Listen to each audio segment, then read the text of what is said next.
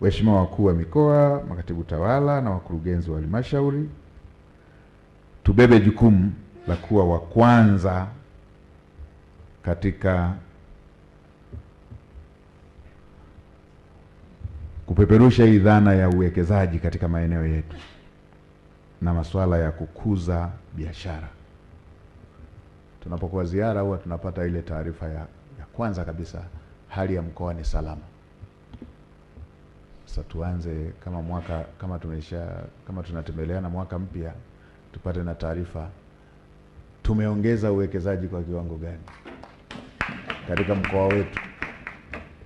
Katika mkoa wetu tumeongeza uwekezaji kwa kiwango gani? Katika mkoa wetu tumekuza biashara kwa kiwango gani? Mpya, nilisikia comment kutoka kwa moja wa msemaji, mpya kwa kiwango gani?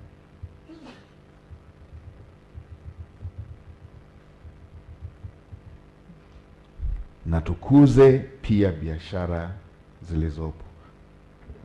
Sasa sisi huku nikawaambia, ikitokea biashara ambayo alishakuwa hata mlipa kodi mkubwa akayumba kidogo, ndo tunaenda kufunga tunammalizia hivyo hivyo. Na kwenye benki ameshakopa, ameshalipa 80%, kayumba na 20%, tunaenda kuuza ile collateral kwa hasara, tunammalizia. Hiyo treatment ya aina hiyo kwa sekta binafsi lazima iwe na mtazamo mpya. Lazima iwe na mtazamo.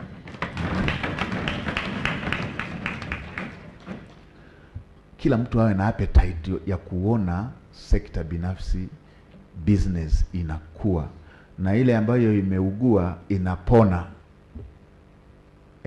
na iliyougua ipone. Ndio.